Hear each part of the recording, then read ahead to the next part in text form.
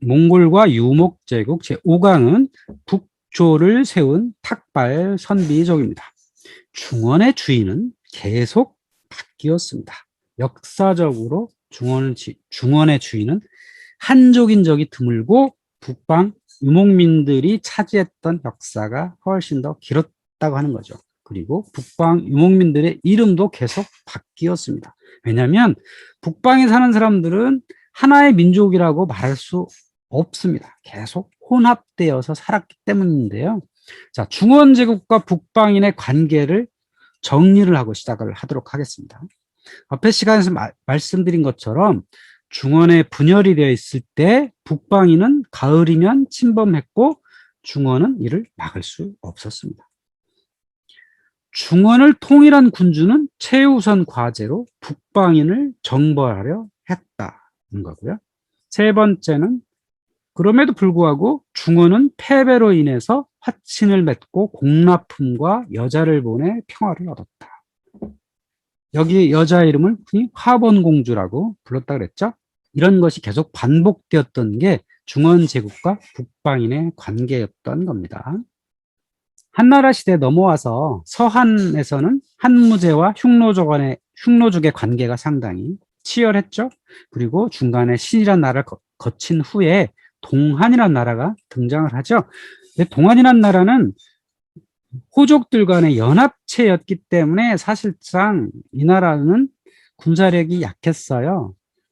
그래서 중원 지역에 치우쳐 있었죠. 그러다가 동안시대 잠깐 서역 경영을 한 적이 있어요. 반초라고 하는 사람이 하서 해랑 지역을 지나서 실크로드 확보를 위해서 서역을 공략한 적이 있었죠.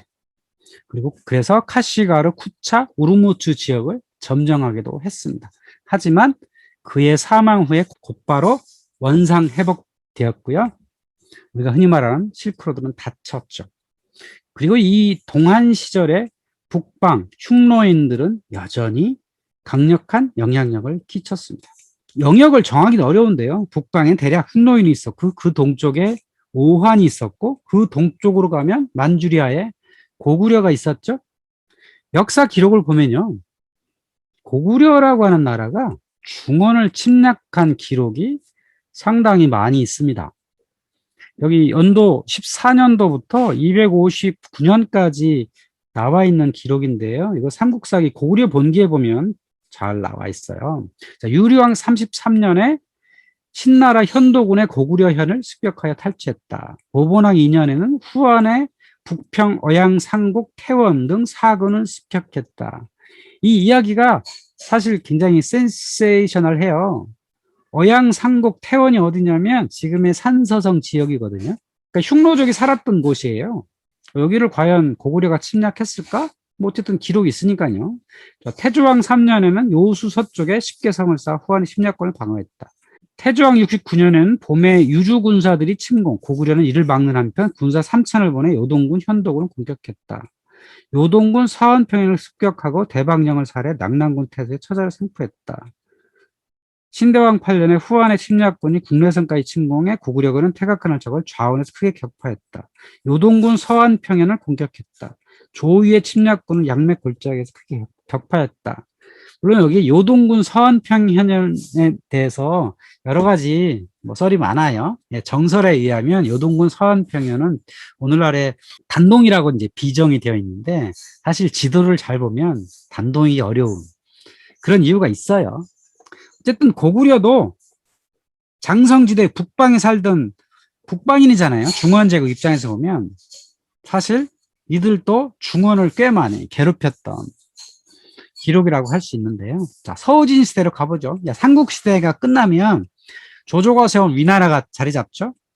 그러고 나서 서우진이 등장을 하죠. 서우진 시대에 북방에 이러저러한 이름을 가진 유목민들이 살았다라고 하는 겁니다. 근데 이 이름도 사실은 중원제국 입장에서 붙인 거죠. 정확하게 저기는 흉노족이 살고 저긴 선비족이 살고 저긴 갈족이 살고 저긴 강족, 저족이 살았다라고 정확하게 얘기하기는 어렵습니다. 대충 이쪽 농민제국에서 볼 때 그런 것 같다 정도입니다. 그리고 이 시대 후에 등장하는 역사 시대가 5호 16국 시대죠. 서기 304년부터 439년까지라고 역사가들이 말한 그런 시대인데요. 중원 지역에 5 오랑캐 무리가 16국을 세웠다라고 하는 거죠. 그리고 남쪽에는 서진의 일부 무리가 피난을 가서 세운 동진이라는 나라가 있었고, 동진 다음에 송제, 양진이 이어지는 남조, 왕조가 있었다라고 하는 시대라고 말할 수 있죠. 이거를 연표로 보면 이래요. 대략 진나라 시절에 여러 나라들이 쭉 있다가 그걸 5호 16국 시대가 있죠. 그러다가 북위가 중원 지역을 통일해가지고 통일제국 북위가 등장을 하고, 북위가 서위가 동위로 나뉘고 북주가 되고, 581년이 되면 수나라가 하북지방 전체를 통일하게 되고요. 그 다음에 당나라가 이어지는 게 5호 16국 남북조 시대의 연표라고 할 수 있겠죠. 자, 여기를 한번 들어가 보죠. 자, 위나라에서 진으로 권력을 이동할 때예요. 자, 이 권력 이동할 때는 어떨까요? 국력이 강한가요? 약할까요? 네, 당연히 약해지죠. 권력 이동한다는 건 내부에 집중하기 마련이에요. 그러니까 당연히 북방에 있는 흉노족의 세력이 강할 수밖에 없는 거죠. 그리고 이 진나라 내부에서는 또 권력 투쟁을 하게 되잖아요. 그때 흉노족을 데려다가 용병으로 썼어요. 그러니까 내부의 권력 쟁투를 위해서 북방에 있는 싸움을 잘하는 유목 기병들을 데려다 썼다는 거죠. 그러니까 이러니까 여기서 자연스럽게 중원의 세력은 약해질 수밖에 없는 거고요. 결국 280년에 서진에 의해서 동호가 멸망한 이후에 팔왕의 난이 진행이 됩니다. 이 팔왕의 난이라는 것은 사마씨들끼리 서로 치고받고 싸우는 거예요. 그럼 왜 팔왕의 난이 나왔냐면, 위나라에서 진나라를 바뀔 때 진이라고 한 나라가 사마의의 아들 사마사, 사마소, 그다음에 사마염 이렇게 이어지잖아요. 그러니까 자기 사마씨들 같은 사람을 등장시키지 않기 위해서 동족들한테만, 같은 사마씨들한테만 권력을 나눠준 거예요. 여기저기 왕을 세웠는데 그 사마씨들끼리 서로 치고받은 겁니다. 서로 황제가 되겠다고. 서로 치고받을 때 북방인을 용병으로 써가지고 황족끼리 다투게 돼요. 그런 가운데 311년이 되면 낙양이 공격당해서 사마씨가 죽게 되는 영가의 난이 벌어지고요. 316년이 되면 장안에 있었던 서진의 마지막 황제가 살해됨으로써 서진이 멸망을 하고, 거기에 일부 사람들이 남쪽으로 피난을 가서 동진을 건국하게 됩니다. 그런데 등장하는 사람이 있어요. 유연이라고 하는 사람인데, 산서성의 평양이라고 하는 이름을 가진 도시에서 등장을 합니다. 자, 평양이라는 도시의 이름은요, 사실은 국가의 서울이라는 뜻이에요. 이때부터 평양이라는 이름이 등장을 합니다. 나중에 고구려의 서울이 평양이 되는 거죠. 자, 그런데 유연이라는 사람은 원래 흉노족이거든요. 근데 한나라에서 한씨 공주들을 계속 받았잖아요. 그러니까 외가를 보면 유씨였던 거예요. 그러니까 성을 유씨로 바꾸죠. 그래서 유연이 된 거고요. 이 사람이 산서의 태원에서 칭제를 합니다. 그래서 이 중원의 제국이다라고 해가지고 우리는 한나라다라고 칭제를 하죠. 그래서 낙양을 공략을 해가지고 나는 한나라를 계승했다라고 주장을 합니다. 그러다가 이 유연의 부하였던 성록이라는 자가 낙양을 다시 점령을 하고 장안을 진구시키면서 서진을 멸망시키게 되죠. 이때부터 본격적으로 중원은 북방인의 차지가 되게 되는 겁니다. 이후에 북방 지역에는 뭐 16개 아니면 대략 한 20개 정도의 나라가 멸을 합니다. 근데 사실 나라 같지도 않아요. 그냥 어떤 사람이 세웠다가 그 사람 아들 때에 멸망을 하고 길어봐야 3대 가는 그런 역사라고 할 수 있어요. 근데 16국이라는 이제 숫자가 세워진 건 후대 역사가들이 대략 이때를 16국 16개 나라가 세웠다라고 역사가 이렇게 지어진 거고요. 그 중에 유명한 나라 중에 하나가 전진이라는 나라가 있습니다. 이 나라는 350년부터 394년까지 겨우 44년밖에 유지하지 못했던 나라인데, 이 나라가 여러 가지 의미 있는 기록을 만듭니다. 석후의 부하 부홍이라는 사람이 세웠고요. 손자 부견이 계승을 합니다. 이 부견이 세운 진, 그 진이란 지역이 세웠기 때문에 역사가들이 전진이라 부르는 거예요. 오늘 옛날에 진시황이 살았던 그곳이 진이잖아요. 그래서 여기를 전진이라 부른 거고요. 이 전진은 중원 지역 화북 지방을 이제 통일을 하게 돼요. 그래서 북연이 화북의 패자가 되고요. 383년이 되면 승려 꾸마라 지바라고 하는 사람을 저쪽 그 서역 지방에서 데리고 옵니다. 그래서 장안에 와가지고 이 꾸마라 지바가 산스크리트어로 된 불교 경전을 한자로 번역을 하게 되고요. 383년이 되면 동진과의 비수 전투에서 패배를 하게 됩니다. 그러니까 전진이 화북지방을 통일하고 마지막 남조의 동진을 공격해서 이 중국이라는 나라의 패자가 되겠다라고 생각을 했는데 이 비수 전투에 패배함으로써 그 욕망을 채우지 못했던 거죠. 이 전진이라는 나라가 불교를 본격적으로 받아들이는 큰 역할이 있어요. 물론 불교는 한나라 시대부터 인도에서 등장하기 시작합니다. 그런데 이 전진 때 본격적으로 꾸마라 지바가 들어오고 하면서 서역의 문물이 제대로 들어오게 된 거죠. 특히 간다라 미술이 이때부터 중국에 들어오게 되고 이것이 한반도까지 넘어오게 됩니다. 사실 간다라 미술의 특징이 뭐냐면요. 신을 인간의 모습으로 형상화시키는 거예요. 원래 불교에서는 이렇게 형상화시키는 문화가 없었어요. 그런데 간다라라고 하는 지역, 이것은 어디냐면 박트리아라고 하는 나라가 있었거든요. 그 박트리아는 그리스 사람들이 만든 나라였어요. 그럼 그리스 사람들은 왜 여기 있냐면 옛날에 알렉산드로스가 대제국을 건설했잖아요. 그중에 맨 북동쪽에 있던 나라가 간다리아였어요. 그 알렉산드리아의 부하들이 세운 나라인데 이 사람들은 원래 그리스에 어떤 그 신의 형상을 만드는 문화가 있었잖아요. 그러면서 이 불교를 이렇게 신의 형상으로 만들기 시작했죠. 그래서 그 간다라 미술이 중원으로 건너오고 하면서 이런 불상을 만드는 문화가 생긴 거죠. 그래서 중국에 불상이 만들어지고 우리가 만날 수 있는 경주의 석굴암에 가면 이 불상이 있죠. 이것도 보면 인도인의 얼굴 같은 그런 모습을 하고 있는 게 간다라 미술이 이렇게 이어졌기 때문이라고 할 수가 있습니다. 그러니까 그리스의 문화가 신라의 경주까지 왔다라고 생각하시면 틀리지 않습니다. 그런데 제가 부여박물관에 갔다가 이 잘못된 그림을 발견합니다. 박물관 로비에 갔더니 이 사진이 딱하니 붙어 있어요. 잘못 그려진 불교 전파도입니다. 불교가 서역에서 들어와서 후한으로 왔다 그랬죠. 후한으로 와서 여기 화살표에 보면요. 후한으로 와가지고 전진에 전해주고 전진에서 4, 5세기경에 고구려에 가고 고구려에서 신라로 갔다 이렇게 돼 있죠. 또 하나의 길은 후한에서 4, 5세기에 동진으로 가고 동진에서 백제로 갔다 이렇게 그려져 있잖아요. 그러면 후한에서 전진한테 불교를 전해줄 것처럼 그려지잖아요. 특히 전진이라는 나라가 어디 있다 그랬죠? 지금 저기 후한이라고 이게 표시면 저기에 전진이 있었거든요. 그러니까 전형적으로 잘못 그린 거죠. 또 시대도 맞지 않고요. 이런 거를 저는 많이 지적을 해요. 전진은 저기 지금의 저 북경 지방에 있지 않았어요. 장안이라고 하는 관중 지방에 원래 있었죠. 물론 전진이 불교를 본격적으로 받아들여서 고구려와 특히 고구려에 전해준 건 맞지만 이런 방향의 화살표는 아니다. 좀 더 다르게 그렸어야 한다라고 말씀드리고 싶은 거죠. 전진이 동진과 싸워서 패했던 그 전쟁을 비수대전이라고 불러요. 근데 이 중화사상에 찌든 역사가들이 이 전쟁을 시대의 변곡점이라고 불러요. 중국 역사의 가장 중요한 변곡점이 어디냐 그러면 이제 비수대전이라고 흔히 말해져요. 그럼 왜 도대체 이 비수대전이나 대전이냐 이걸 설명해보면 이렇습니다. 이 전쟁의 과정은 이래요. 서기 383년에 전진의 북연이 화북지방을 통일한 다음에 그 화북지방에 있는 여러 나라들의 군사를 쫙 모아요. 그래서 100만을 모았습니다. 그래가지고 동진을 이제 공격하기 시작해요. 여기 지도에서 보시면 전진군이 남쪽으로 가죠. 해수까지 갔습니다.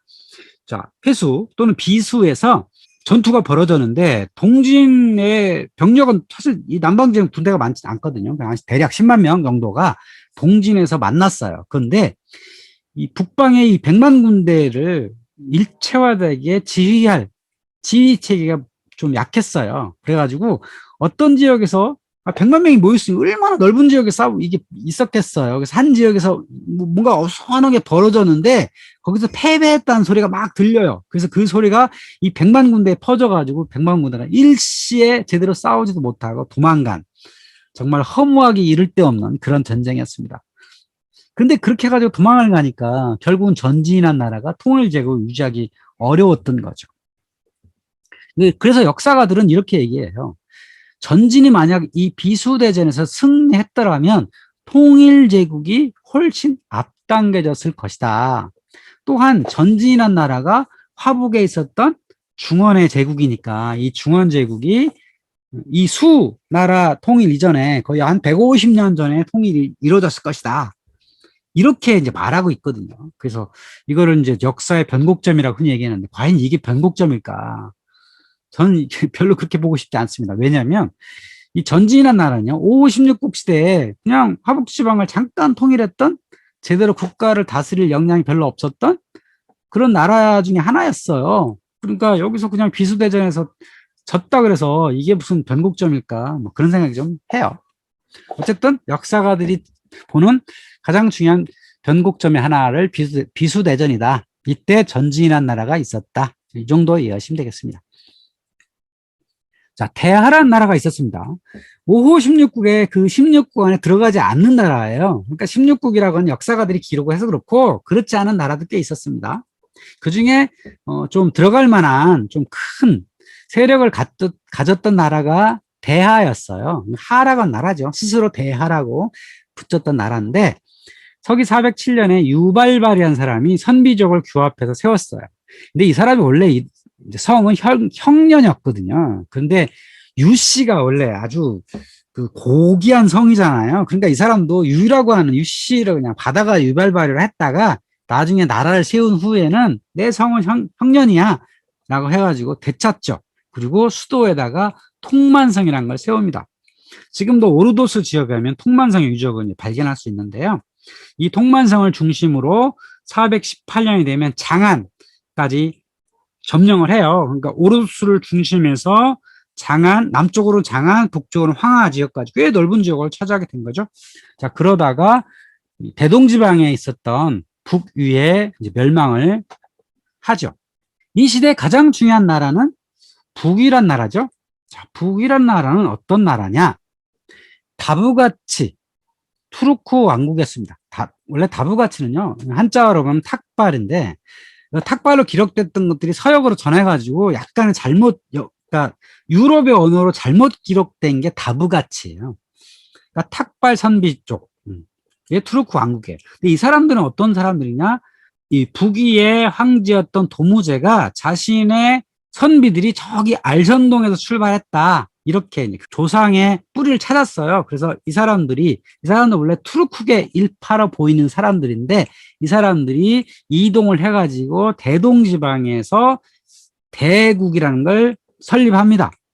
그러다가 402년이 되면 막북에 있었던 유연의 카간 사륜을 물리치고요. 423년에 탁발사는 하남 전 지역을 흡수하고요. 탁발도는 고비를 넘어 유연을 습격함으로써 이 지역에 강력한 패자로 등장하기 시작합니다.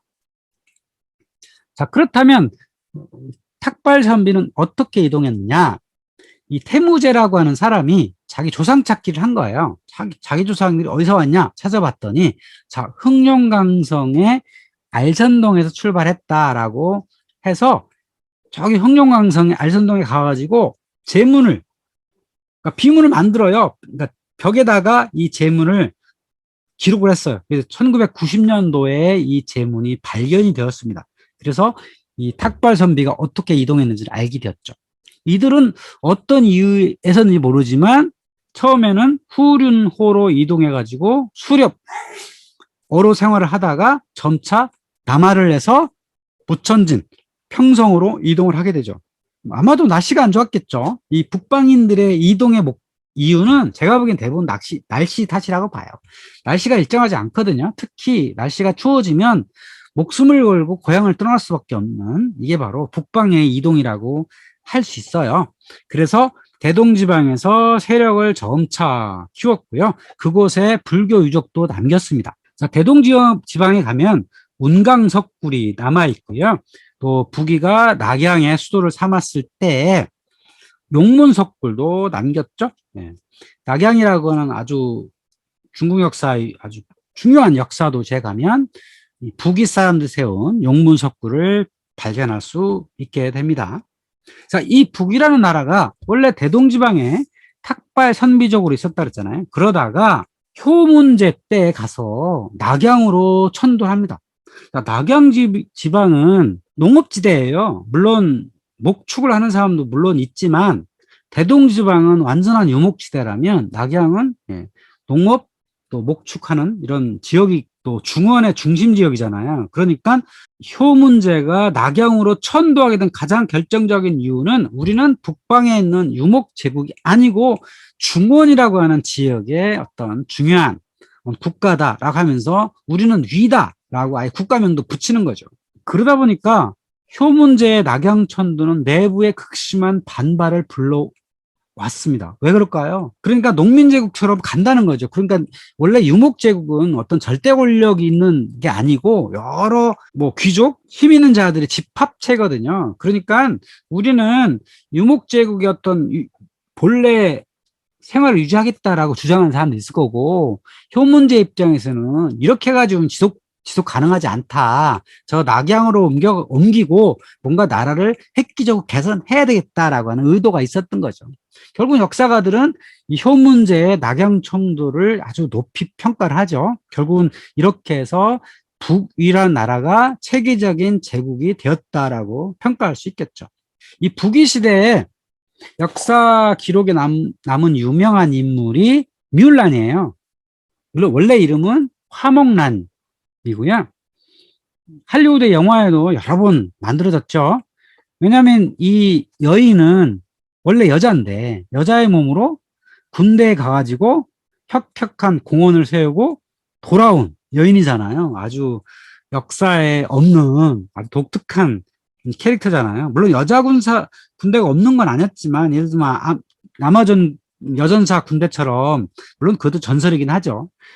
그렇다고 뭐 군대 간 여자가 없는 건 아니었는데 이 뮬란처럼 남장을 하고 홀로 군대에 참가했던 여인은 거의 없었기 때문이죠. 그럼 그걸 어떻게 알게 되냐면 시가 남겨져 있어요. 목란사라고 하는 시가 남아 있어요. 여러분 대충 뭐 줄거리는 아시죠?